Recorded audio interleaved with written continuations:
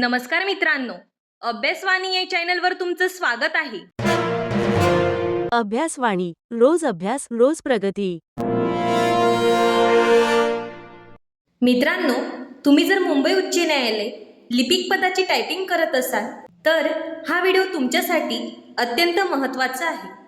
काय खरंच मुंबई उच्च न्यायालय जे टायपिंगचा रिझल्ट लागलेला आहे त्यामध्ये जो विद्यार्थ्यांचा रेशिओ होता तर आता पुन्हा त्या रेशिओमध्ये वाढ करता येईल का आणि रेशिओ वाढवल्यानंतर काय परिणाम होतील ते सहज शक्य आहे का? संपूर्ण डिटेल्स आपण या व्हिडिओमध्ये पाहू. आतापर्यंत एवढ्या विद्यार्थ्यांनी परीक्षा दिलेली आहे, फॉर्म देखील अतिशय जास्त आलेले होते, तरी देखील त्यांचा रेशिओ जो होता टायपिंगसाठी पात्र होण्याचा तो अत्यंत कमी प्रमाणामध्ये त्यांनी रेशिओ ठेवलेला आहे. जवळपास 1:8 या पटीमध्ये त्यांनी रेशिओ ठेवलेला आहे आणि आपण जर विचार केला तर जागा ह्या अत्यंत जास्त आहेत. त्याच्यामुळे हा जो रेशिओ होता टायपिंगसाठी पात्र करण्याचा तो कमीत कमी 1:10 तरी पाहिजे होता. कारण जे विद्यार्थी अतिशय थोड्या एका मार्क्सने हुकलेले आहेत तर ते सर्व विद्यार्थी टायपिंगसाठी पात्र झाले असते आणि कदाचित त्यांचं सिलेक्शन पण झालं असतं.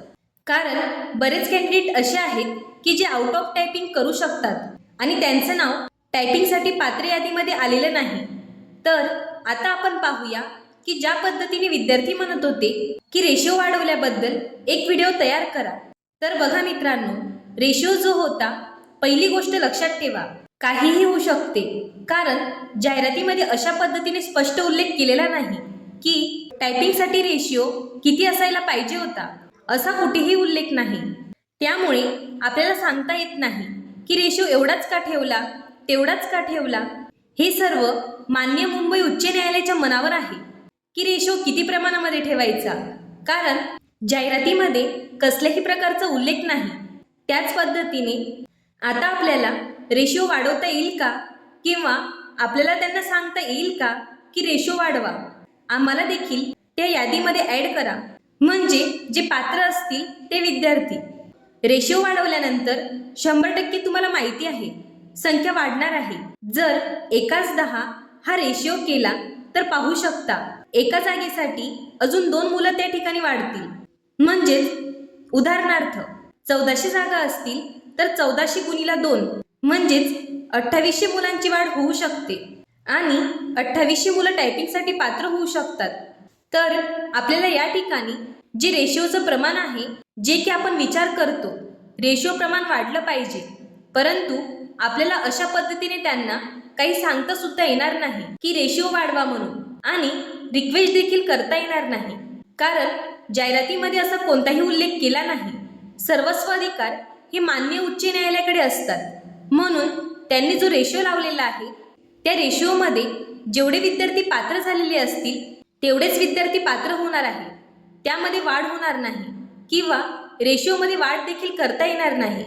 तर जे विद्यार्थी सांगत होते की रेशिओमध्ये वाढ होईल, तर अशा प्रकारचं काहीही नाही. रेशिओमध्ये वाढ वगैरे देखील आपल्याला करता येणार नाही. हे सर्व त्यांच्यावर डिपेंड होतं. तर त्यांनी त्या पद्धतीने यादी लावलेली आहे.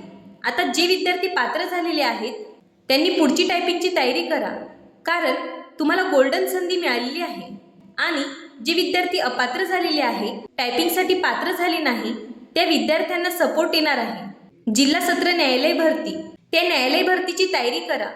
आणि हा व्हिडिओ उपयुक्त वाटल्यास चॅनलला लाईक, शेअर आणि सबस्क्राईब करायला विसरू नका. धन्यवाद. अभ्यासवाणी, रोज अभ्यास रोज प्रगती.